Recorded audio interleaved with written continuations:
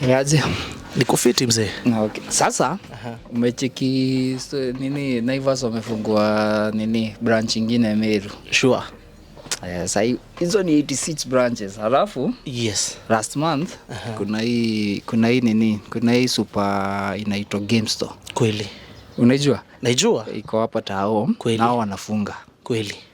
So I'm just wondering nini yenye Naivas wanafanya yenye wengine wafanyi. Na business ile. Okay. Alafu hapa hivi hapa home kuna mjamaa anajiita Magunas. Magunas, sure. Superstores. Yeye anafungua tu. Kama sasa kuna ingine anafungua Kenal. Kweli. Keno. Kweli. On your way to Thika. Sure. So nini hao wenye wako hapa kama akina Naivas. Alafu kichapa historia hizi masuper bigi tulianza na uchumi. Hiyo tunajua ni ya gava, at least tunaweza sema gava corruption na mismanagement watu kudishi. Kweli. Hiyo tunajua hiyo causes Kweli. But sasa ukikam kwa Nakumatt na Tuskies. Yes.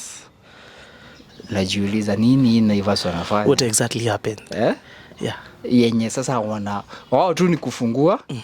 Tuskies ni wamefunga. Kweli. Nakumatt imefunga. Iliisha hata. Iliisha. Tuskies imeisha. Alafu Tuskies ni kuisha inaisha. Hata imeisha. Ile store ya mwisho wameifunga. They crossed it. Ile Nakuru. Wameifunga. Their last store imefungwa hapa Nakuru. I wasn't aware of that. Sasa alafu sasa tuende kwa sasa, acha nikupatie historia hizi super. Kuna Nakumatt. Walifunga juu ya wao wakifunga walipatia na hizi reasons. Moja ni over competition. Sure. Maji nikaenda chini. Kweli. Alafu bominia hii Westgate. Hii historia hiyo attack. The terror attack. Hiyo store yao ya Westgate ati according to them hiyo ndo ilikuanga flagship. Sasa according to the management yes, it was their flagship store. Na ikiwa flagship ilikuwa inawapatia na 10% of the total revenue. Sure. Ya the whole supermarkets. Umegeta? Sure. Supermarkets zote za Nakumatt venye walikuwa na mingi mpaka Rwanda mpaka TZ. Hiyo according to them ilikuwa inawapatia 10% of the revenue. So after imefungwa na wakupata anything ya kuireplenish na after hata kuifungua tena haikuwa ifika peak tena. So hiyo ni one reason. Number 2 wakasema over competition. Number 3 wakadai story ya nini sasa margin juu ya competition margin zikakuwa chini. Kweli. Alafu pia expenditure ikaanza kupanda. Of course the economy is growing. Yeah. The GDP. Yeah. Okay. Wacha niseme for once Nakumatt kusema there was over competition. To me that was truly wrong. Why? By the time Nakumatt was coming, because the origin of Nakumatt was in Nakuru. And Nakuru has been the heart of all supermarkets actually. Nilicheki mpaka Quickmart. Yeah, come to Quickmart, come to Tuskies, come to Naivas. The chain originates among a family. A Hindi family and a Kikuyu family. Na wao kusema there was over competition. By the time Nakumatt was there, uchumi was dead. Yeah, ni kweli. So okay, to me that was just a blame. No, hiyo ni kutafuta tu excuse. Okay. Secondly, kusema that one branch in a rich environment imekuwa ikileta 10% of its revenue. Kuna article imeongea hivyo. Okay, let me say that was misjudged.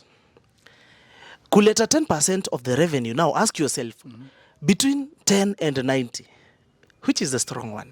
But sasa unafaa kujua hivi zile 90 ni across over 50 stores. Hii inaleta 10% of the total revenue ni revenue. So ni kumaanisha moja ikileta revenue overheads iko chini juu ni store moja. Kweli. So profit yake iko juu. So ni kama hiyo ndo imeshikilia. But kuna words umetumia. Umesema 10% of the revenue. Now let me ask you, where is the 90% of the revenue? Si hizo stores zingine zao. Hizo stores zingine. Now, if you tell me that you have 10 kids and one of them decides to be a mad person, that is not the end of the family. Na kama ni mdosi. True boss. Let me say something. Kama ndo breadwinner.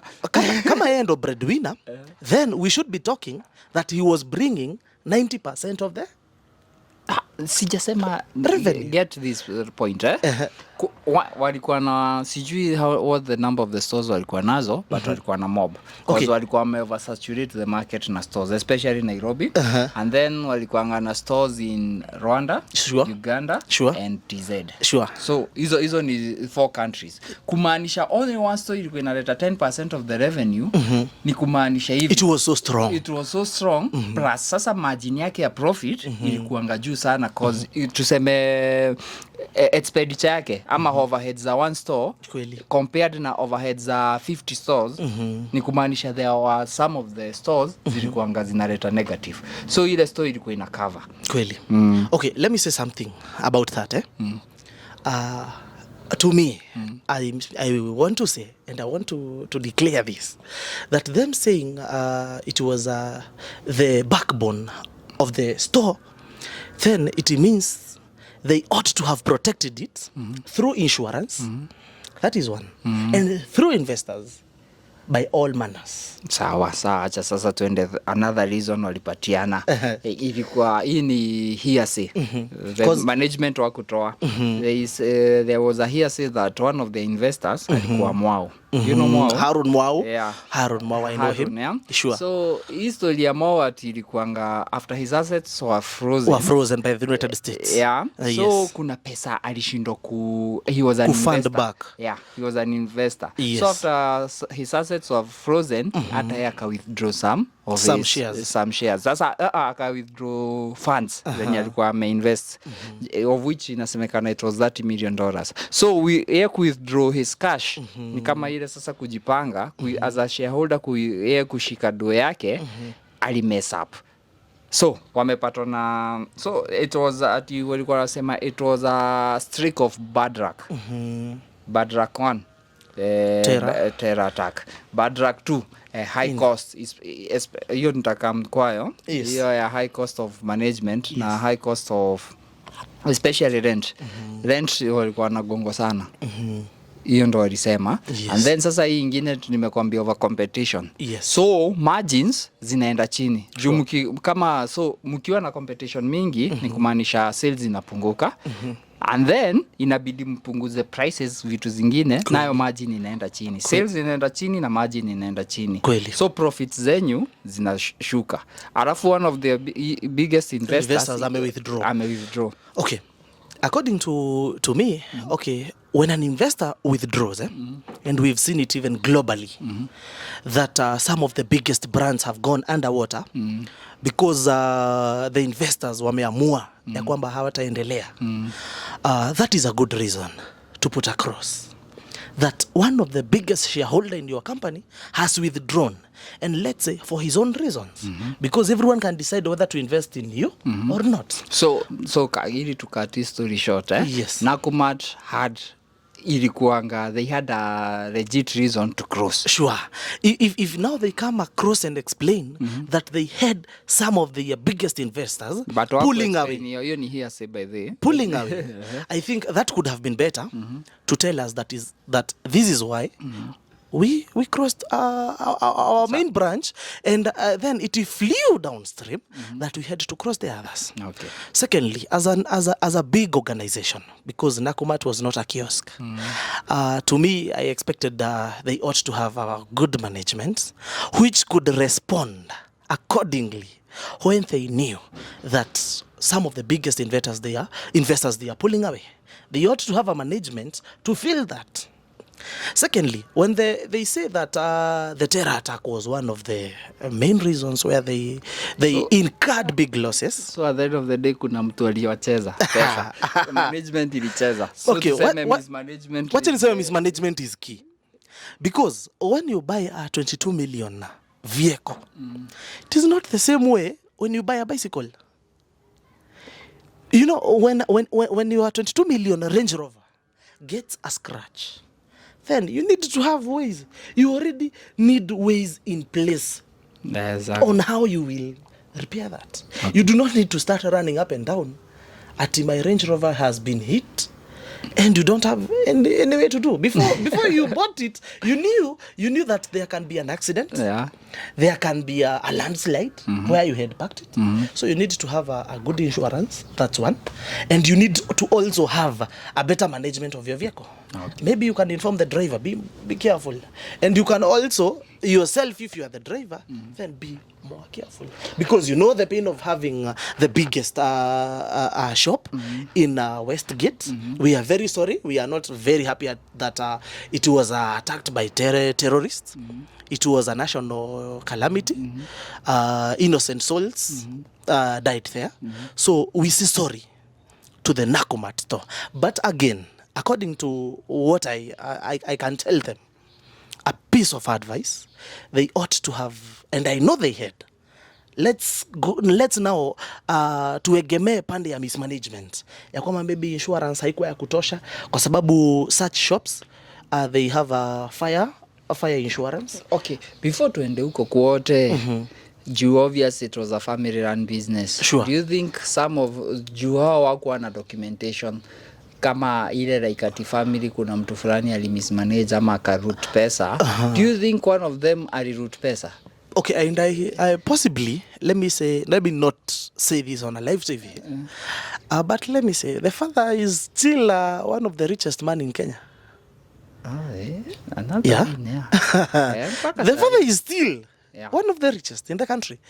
So let me not put across that because we've not had an official statement.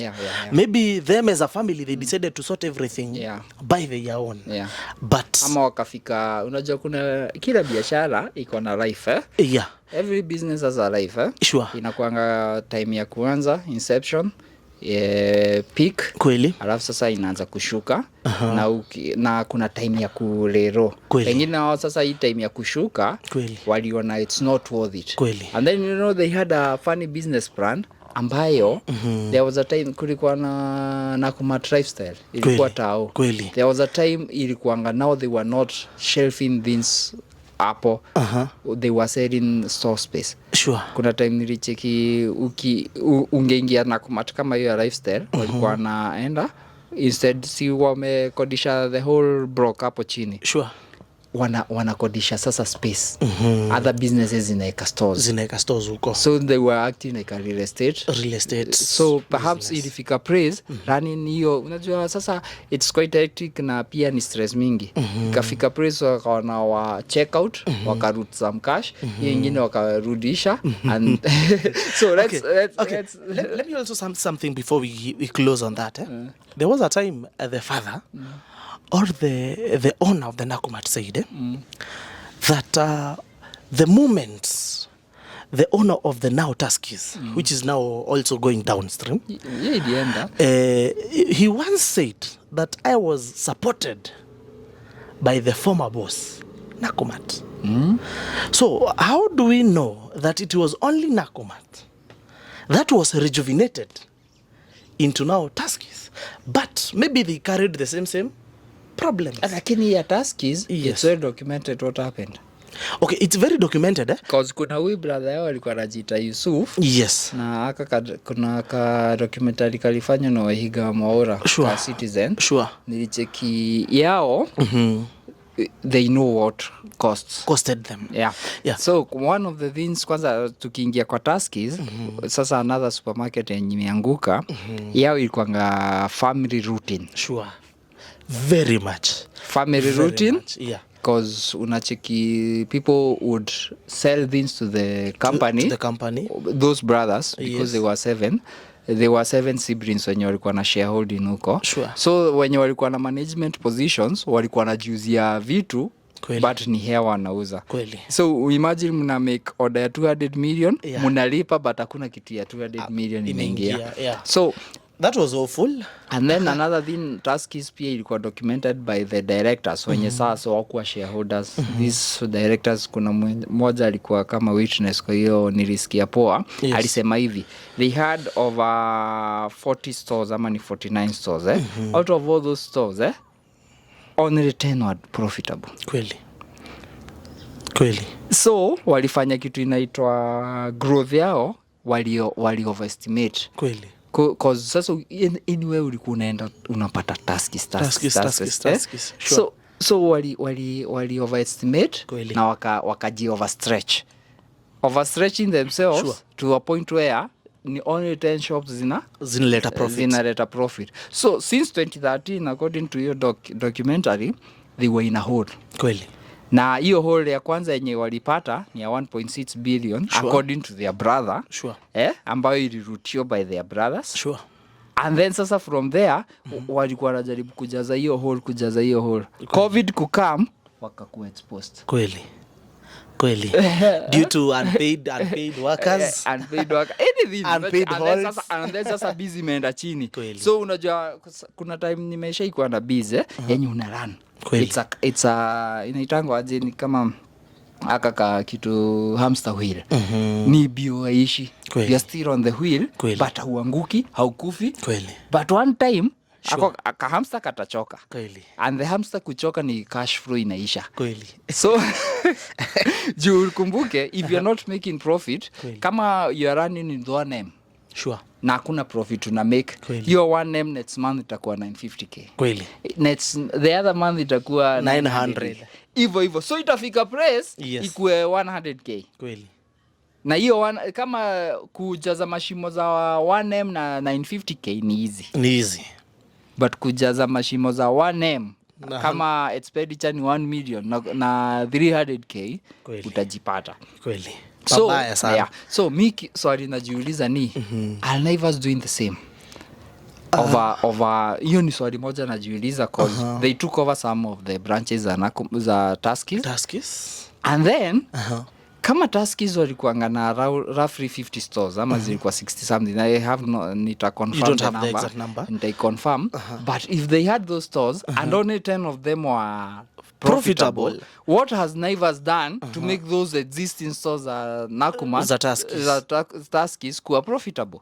But I want to guess something, and I want to guess correctly. I know they do not wish the same song to repeat itself, because we as Kenyans, we are watching them. Currently, they are the best supermarkets, with a small baby called Quickmart. They are the one who are now taking over. Can I tell you, no one wishes any bad luck for anyone. Sure. But there are steps that you do, you can predict the future. Sure. So, kuna those two, okay, apart from uchumi, yes, kuna two supermarkets zenye unajua Naivas was Naivas is the brother to Tuskys. Sure. So there is one thing, kuna steps wana make, sure, ambazo they are so similar na Tuskys, Kweli. Ambazo nikaulizwa, yes, naona they are still following the same route. The same route. One thing, naweza sema why you are seeing this of expansion yao, sure, have new investors, Yes. How investors wamewapatia 3.5B. Wow. So what if these investments wana make wanatumia that cash, the amount given, without having to do the calculations on how profitable the branch will be? Sasa wako na 86 branches with a promise to open 4 more in Isiolo and the Mount Kenya region. So then by 1 year ama this year ama next year watakuwa na 90 branches. Sure.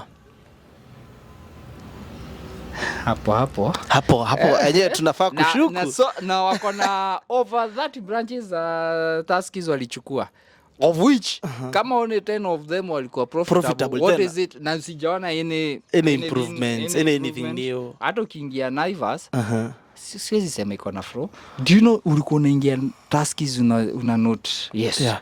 People are selling. Ulikuwa unaona movement. Kweli. Mimi sijaingia Naivas hata kama kuna nini. Kwanza saa hivi venye economy iko chini. Kweli. Yeah? And then sasa zile markets wanaingia already ziko dominated na other people. Kweli. Especially the wholesalers.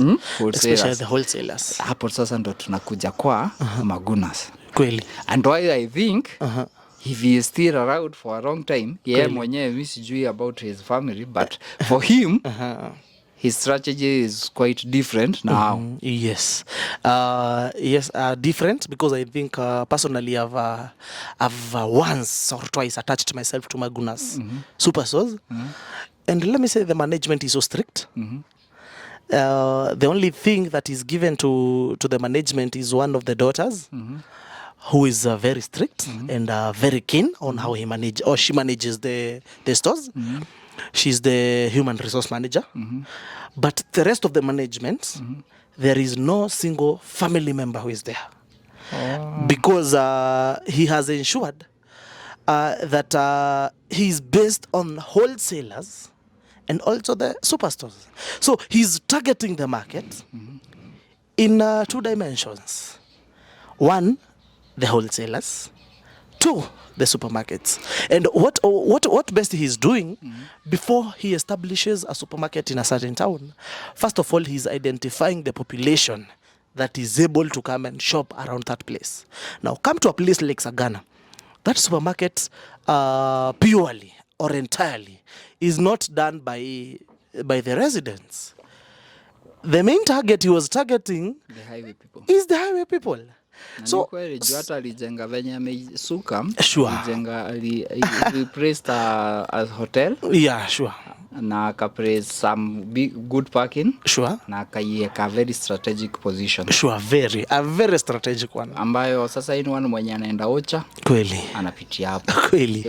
Ukitoka Nairobi, utaki haso ya kushop tao. Kweli. Because you are sure utapata some place you can shop. And park comfortably. And park comfortably. Sure. But everything unataka. Yeah. So, yeah. That is a good thing. And then sasa, I can tell you, venye umeongea, yes. I can tell you one strategy yako nayo. Yes. Tufike hapo kwa wholesale.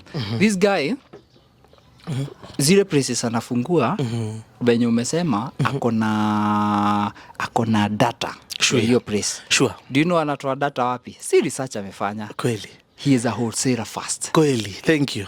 Thank you. So hizi shop zote kama ni Sagana, akona data ya Sagana because he is the biggest supplier wa kila shop Sagana. Kweli. Yeah? Kweli. So I totally agree with you. He is a wholesaler first. Sure. Not a supermarket chain. Sure. Supermarket is a child kama ni mtoto wa wholesale. Wholesale.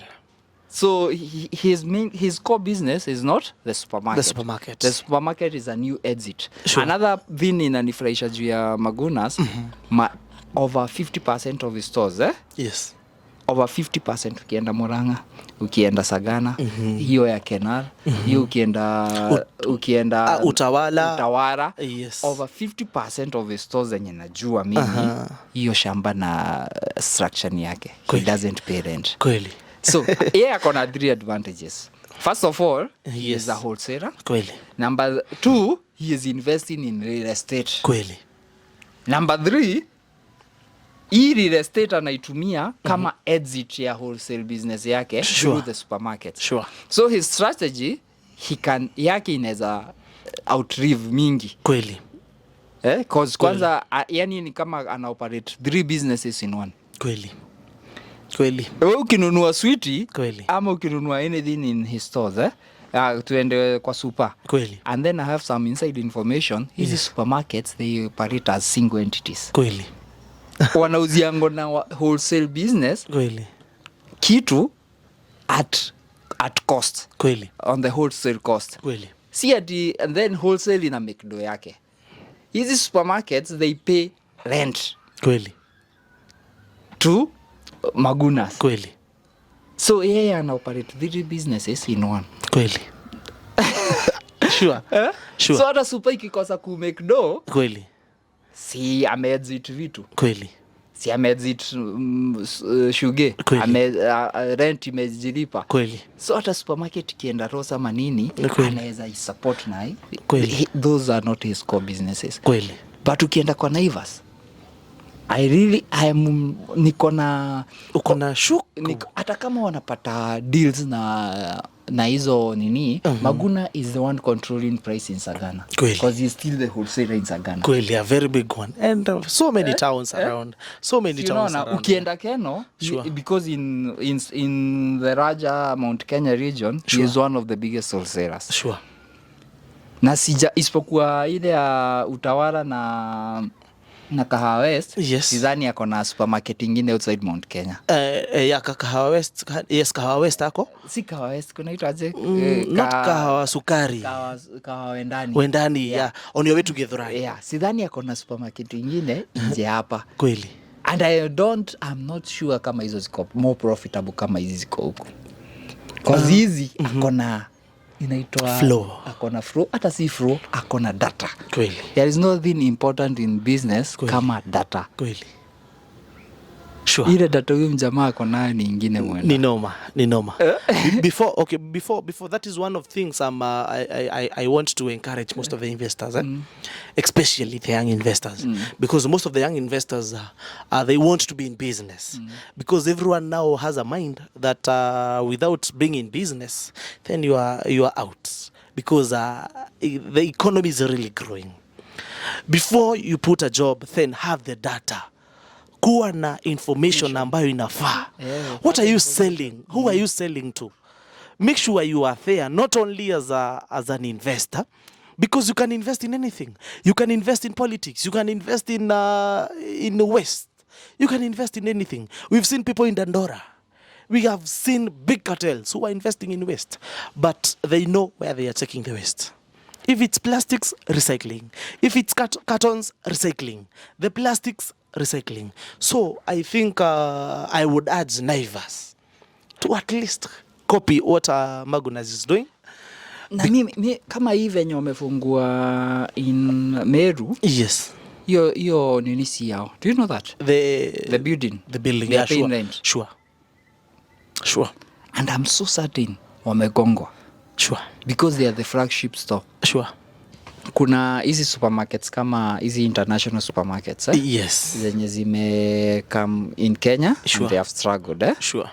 And I'm seeing that Naivas are taking the same route. Sure. And I'm wondering what profit their margins, because ShopRite and Choppies and now Game Store, wote wamekam Kenya. Kweli. These are reputable companies that have reputable accountants and auditors. Kweli. Who can na audit zao zinaonyesha Kenyan market, especially Nairobi, Kweli. is so saturated. Kweli. Margins iko chini. Kweli. And they are not making money. Kweli. One reason yenye GameStop na ShopRite walipatiana sasa hizo mbili ni rent. Kweli. Their rent was so high. So high within the CBD. Imagine hapo waterfront, ShopRite had arrears of about 500 M. That's a lot. That's a lot. So ukiangalia sasa sasa hiyo cost yani ama nini yao administrative cost yao iko juu. These companies wanalipa watu fiti. They do pay people, they do to pay their attendants better than our Kenyan companies. Sure. Is Nakumatt is Naivas paying people well? Ama wanafinyilia wafanyikazi? Are they employing ili waweze commit those gaps? Because usiniambie they are not wapiti. Wapiti the same Hawezi niambia GameStop na ShopRite na Choppies. And they are reputable companies waseme Kenyan market is so harsh. Kweli. There must be something they saw. There must be something they experienced. Yeah. And especially, let me say something. Nairobi comes second after New York. When it comes to real estate companies, the rents are so high. The rents are so exaggerated, let me say that. Because renting a small shop, even the goodwill is a scare for any investors. Especially hizi za mbele storefront. Kweli. Umeshaenda town kuulizia ka shop. Kweli. Unachecking to grass. Kweli. To shop to dogo, the phones shops and mimi nilipatiwa bei. Kweli. Nikashtuka. Kweli. Nilipatiwa bei ya 40k. Kweli. Imagine paying ka grass kadogo hivi unalipa 40 Gs. And having in mind you aujesabu goodwill. Sahi na unaweza chujwa any time. Na ujue wao maradrods wanakuja wanasema wana renovate, inabidi mtoke. Mkiingia wanamuitisha goodwill. Goodwill ni kaka so ama tu so. Okay, I have a lady who does watches and she's the one who sold me the one I'm having. And that shop you're telling me, she had to pay 300,000 just for goodwill. Just for a goodwill. Na iko storefront, iko mbele. Iko storefront, actually just opposite Jivanji Gardens. So for once I know, coming to Nairobi and having to rent, it is the most scaring thing you can ever do when you have money. Yeah, ni kweli. Because the landlord is also anataka kujua who is the client coming, is he rich, what is the estimated profit yenye anapata from the job. So wakipata kama ni super, they think they'll have a lot of lines around the place, so wanafikira the profit margin iko juu. So when you tell me that people had arrears of around 500 million, then let me say and explain that simply as a joke. Because how do you get to 500 million as arrears? Sijui, but unajua hizi okay, first of all, I don't think ShopRite had arrears. Point of correction, ni Waterfront Mall hiyo ya Karen walikuwa wanawaambia because mnataka kuexit na ninyi mlikuanga flagship. Let me make my point clear. It's not arrears they had. Ni hao watu wanini walikuwa wanawaambia mlikuwa mmesign contracts juu ya 5 years na mmefikisha 2 years ama 3 years. So hizi miaka zingine mbili mnafaa kutulipa pia. But ukisikia for 2 years mnalipa 500 that's a lot. Sio ni pesa mingi sana for rent. That's extortion. Utauza unga ngapi? That's extortion. Utauza unga ngapi? Na unga profit margin ni 5%. 5%. Unajua ama soda. Kweli. Nini mpya wanauza isipokuwa just consumables? Hakuna. Hakuna. Na si venye wanaweza ekelea bei ziko juu ati ili wa meet your gap. Kweli. It's sales and massive sales. Yeah. So I'm just and it sells having to pay your bills. You also have bills because you have huge bills, employees. You have your family too, they need you. So you need to pay yourself. So let me say mimi acha nisikufiche bro. Naivas hiyo 3.5 billion ikiisha waliinvestiwa na outside investors. Na hiyo venye wame overestimate wakafanya hiyo wakafungua shops kibao, wakafanya expansion mingi kubwa sana. Especially such a time since Tuskys wafunge ile expansion Naivas zimefanya ni mwenda kweli. Kweli. I don't think it's sustainable. I have the best supermarket example I can tell you. Opened in 1976. Inaitwa Chandarana. They have less than 20 stores in Kenya. Kweli. Less than 20 stores. And it is older than Nakumatt itself. Sure. They know their market. Expansion ni kidogo. Kweli. Na utaiwaona hata kwa ma billboards, adverts. Yeah? Actually, today I think it is the second time I'm hearing about them. Because I've only visited the stores back in 2017. Let me tell you something. Ukisikia well-run business, kweli, Chandarana is a well-run business. Kweli. Food plus Chandarana, kweli, it's a well-run business. Nimeipitia. I was nilikuwa nafanya deliveries in Tao. Nilikuwa na biashara ilikuwa inaitwa Vova Soko. Nilikuwa nafanya watu shopping sometimes, side hustle, na sometimes na bado na deliver my own groceries. So what was happening, hizi vitu za super nikiitishwa, the most reliable place nilikuwa naenda ni hapo. Utapata vitu zenye unaitishwa, especially vitu weird. Especially vitu za import, some weird foods. You always got them there. Another thing sasa about Chandarana nilipenda.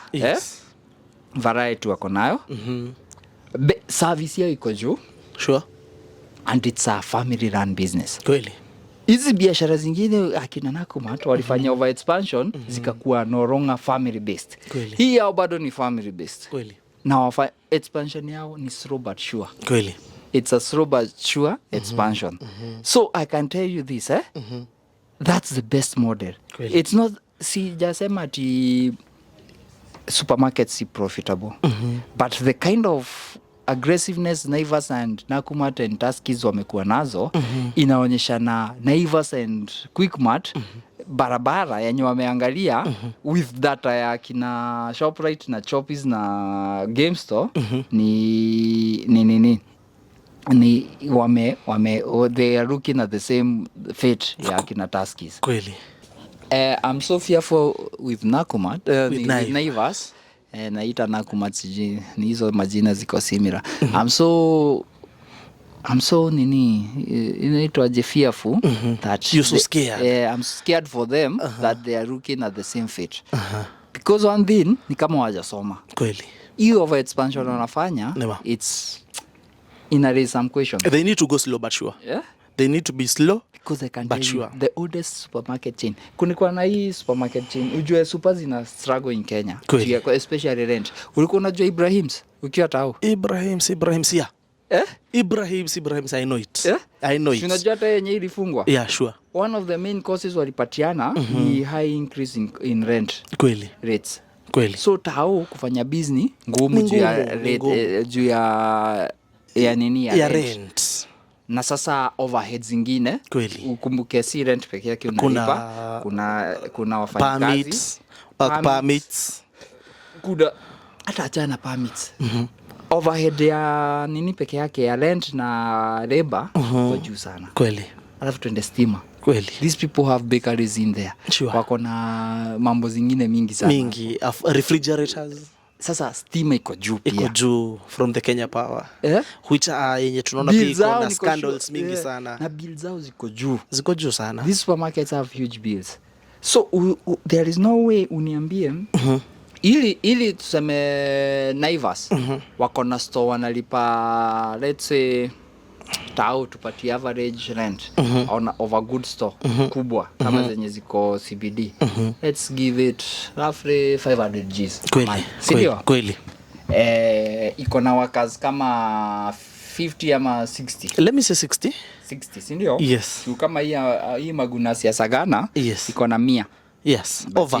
I think I had a friend who was working there, and she used to tell me they were over 100 employees, and by the time she was there, there were 112 employees. Sawa, tupatie just a normal store ya Naivas, 500,000 rent, bill ya stima na margin bills tupatie 250k total bills per month. Paka licenses tumpatie average 250k. 250. Unafikiri 60 employees na hii ni average store. Tujasema ni flagship ama kubwa. It's just an average store. Hizi ndogo zinakuanga pop up. With 60 employees at an average of 20k. 60 times 20,000. We are talking of 1.2 million. 2 million. 2 million in expenditure. You've not counted the detergent used to clean every day. Nimesema kila kitu tumpatie hiyo 2 million in expenditure. Ili upate profit. Yes. With na duka ujue ni profit margins ni 5 to 10%. Kweli. Sidhani unless uko na advantage na sidhani uko na hiyo advantage. Kweli. Zinakuanga hata tumpatie na 10% max vizuri. Akiwa ameuza kabisa. Akiwa ameuza. In a rich zone. Hata nini nasema margin, nasema profit margin. Margin yake tumpatie na 10% for every product anauza. Kweli. What says do you think anafaa ku make per month amid just expenditure? 2 million ni 10%. Yes. So anahitaji ku make 20 million in sales. In sales, sure. Just to be level. And you know he also needs profits.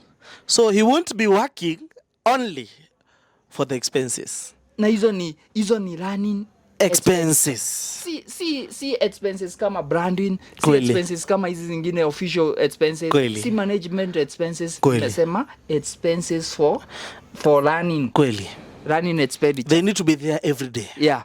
And without them you can't do. Yeah. So tumempatia hii sasa ni just a normal store. Kweli. Ukienda kwa flagship unapata flagship store iko na over 5M in expenditure. In running expenditure. Sure. So for that store just to maintain equal zero inafaa ku make sales over 50M. Kweli.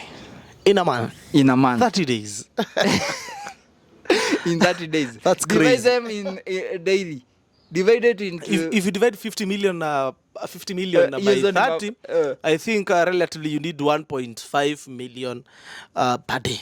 In sales. Is that? Yeah, 1.5 million. And I don't think in the Kenyan's interior zones. Apart from hizo ni flagship. Twende kwa haka kadogo. Tumesema ni 20 million. 20 million, you divide by 30, you need around 800 Gs per day. Divide by 30. Tunasema ni 700k. Yeah. In sales. Kweli. Ili upate Na isa hiyo tumempatia favorable percentage of profit 10%. 10%. Na aka kastoka dogo akana zile big margin items. Kweli. Na kama hata ile ingine iko na big margin items, hizi maviti na nini, nayo inahitaji even more expenditure juu ya rent. Kweli. So iko na hizo over 50M. Kweli. So in short, any store unaenda unaangalia ndogo, kweli, unaihesabia 2M kweli in expenditure. So every month lazima, every day hiyo store lazima use 700 Gs. Ikiuza less than wako in the red, in deep dead. How many do you think are making that? Very few. Na hizi ni figures tu tumekama tu unazo kwa kichwa, and I'm pretty sure they are even worse. Kweli. Juu human resource peke yake tumehesabu na average ya 20k. Kama they are following the Kenyan nini, the Kenyan rules, there's a minimum wage na hizo. Hapana. Ni ngumu. Hapo hujakosea, ni ngumu. But let me say something. There is also a point I need to put across, based on experience and exposure. You know, those are the two big names you need to do when you come to investing. Naivas, kindly manage how you are coming out to the ground, because right now when we are experiencing a dilapidated economy, let me use that word, sometimes it is becoming impossible even to meet the sales in that one day. Juu tunapata Wakenya wengi wamefinyika ile mbaya. So let me say, unless they have a plan in mind, which we will not discuss right now because we are not in the management of Naivas, but we are just anticipating. Mimi I have no idea what they're doing. Sure. I have no, but mi naangalia previous occurrences. Sure. Previous occurrences Really zimekuwa that ulicheki nini, it's management expenditure ya Tuskies before they crossed. They were total expenditure. Let me say zilikuwa over 6.6 billion. It shows in the newspaper. I never paid too much attention to it. Walikuwa sasa versus revenue. Revenue ilikuanga the last year yenye wali post sasa nini, good results, walikuwa na over 32 B in revenue.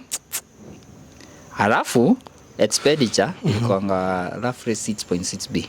Let's call it hapo 6.6. Ukiangalia hivyo, fanya 10%. 10% yes of that 2B. 10% of that is 3.2 billion. Those are the profits against revenue. So they'll be going into a deep hole of losses. So kama wako na advantages sasa, hiyo tu ni just normal figures, kama wako na advantages pengine za hapa, ndo sasa wataangukia because they are doing big numbers and they are purchasing big items. Watapatiwa advantages na these companies they are buying from. Sindio? They get advantages from these companies they are buying from. That's why utapata pengine hata kama walipata revenue ya 32B, yes, yeah, unaweza pata sasa nini yao juu hizo advantages wanapewa na points on, wako na revenue ya like nini, profit on the revenue iko like 25%. Kweli. But hivi zienda sana.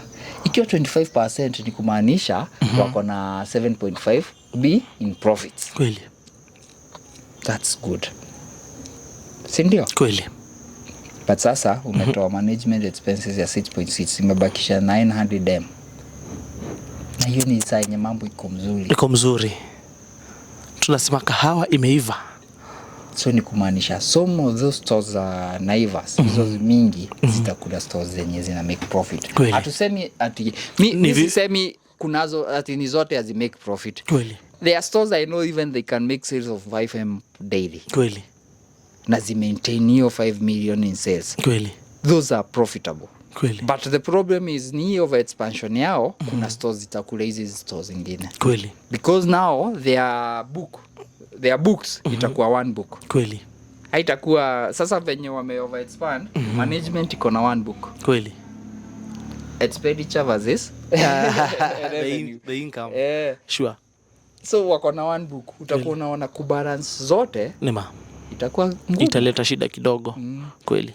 So let me say what you're saying is very correct. It's very true.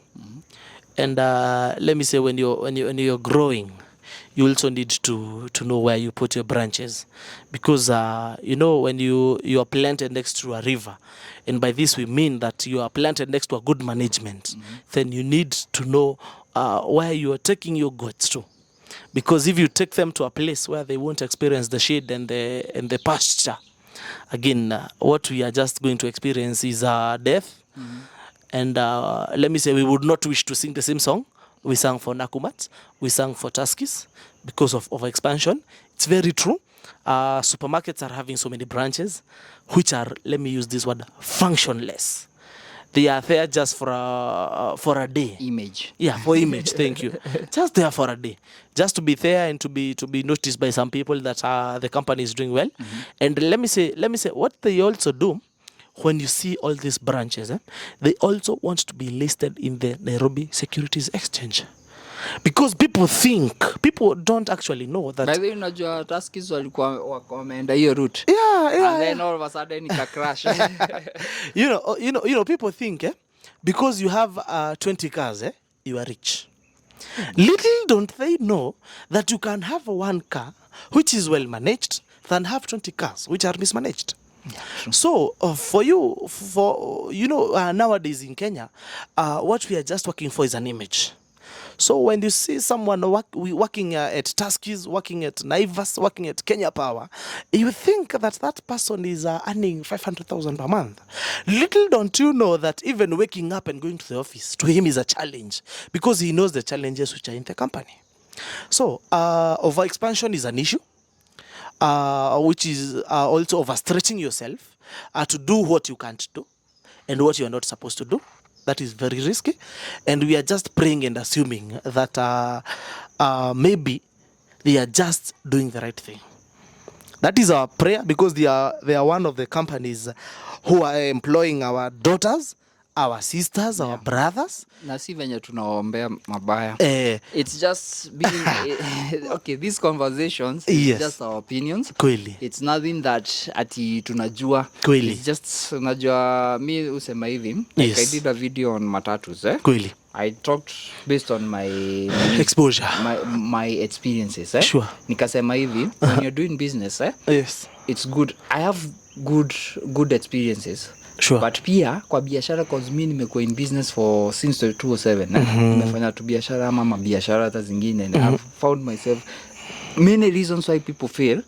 Ni moja yenye umesema research. Hawafanyangi research. Most of my businesses zenye nimefanya ni si kufanya enough research. Umeona? Another thing yenye naweza sema nimepata very bad experiences zenye I want to share. That's why me and pia hiyo research kama nikisema Naivas wanafuata certain route, it's based on what I've seen previously through Nakumatt, uchumi and na naona similar. Unajua ukiangalia kitu inafanana, sana ukwangi umejidanganya. And actually someone said ukwangi umejidanganya, who is now the president of the Republic of Kenya, Dr. William Samoei Ruto. He once said that doing the same thing or solving a problem in the same manner and expecting different results, that is totally madness. Yeah, madness. That is totally madness. So we do not wish to see another collapse. Yeah. Because our sisters are suffering. I think some of the people who are working in Tuskies, until now, they have not been paid. They still have arrears with the company. They are still suing the company. Also, to highlight successful stories in this business. Sure. Magunas is one example. Sure. And his style is quite ameanza from the ground. Yeah. His supermarkets are an exit. So what he has done is created a value chain. Sure. Mimi sijui value chain ya Naivas. Na sijui value chain ya Naivas. But nikiangalia food price on a bird's eye, just on a far view, sure, na niangalie Naivas, sure, I can tell you Naivas are running on risky ground. Kweli. Chances zao kuanguka ni one day. Kweli. But chances za nini because of the structure. I wish naweza kutembeza food price. Kweli. We shall visit one day. Ukiingia food plus unasikianga nikasupa kadogo, hazikuwa kubwa. They are not big. So hata expenditure yao ya rent si kubwa, ni ndogo. I've been to one in Westlands, and they are stocked on your way to Sarit and Center. Then they have a specific commodity, hata si commodity, target market. Kweli. Ukiangalia target market yao ni middle class Indians na crises za Wahindi, and then hata ukiingia huko you find exotic products ambazo huwezi pata other supermarkets. So especially watu wa delivery tao kama watu wa Glovo na nini, most of them preferred kwenda Food Plus Chandarana because of the variety. Ni ngumu sana ukose kitu. Kweli. Umeona? Kweli. At least you take they have created a value chain for themselves, ambayo sasa they even import other stuff. Ukiingia huko you find cheeses, especially sasa acha nikupatie example. There is this company in Kenya called brown cheese, Browns ama nini. They have a segment in there, but ukitaka kuna cheese fulani inaitanga Parmesan, hii cheese ni wanaitafuta so many places, hata Carrefour sikuwa naipata either sasa origi, but nikiingia Food Plus unaipata comfortably, plenty. Kuna hizi pastas fulani ulikuwa unatafuta many supermarkets, unatafuta unakosa, the place unaenda unapata ni hapo. So many, especially foods, walikuwa na some good foods zenye wanafanyia, yani specific foods targeting specific people. And I loved, so they know their market, they wamefanya research, and they are meeting their needs well. And asa ata na wafanyangi aggressive marketing. Another expenditure this Naivas naona nayo, kasa hiyo wako na influencer marketing. Hii ya mbuzi. Naona wakisema mbuzi ya kina Terence, Yeah, sure. I'm telling you, all that is expenditure. Na mimi nasema ni kale ka 3.5B wali investiwa. Na kakiisha when the world runs down. My name is Wilson Muriuki. Currently located in Sagana. And I've been an analyst, specifically when it comes to business. And what I do purposely is to mentor the youth on what we can do best, because we are the future. We are the one who are coming to the future. So make sure you like and you comment and you also subscribe. Thank you. Hata mimi sisemangi. So thanks, ni Anomodhi hapa.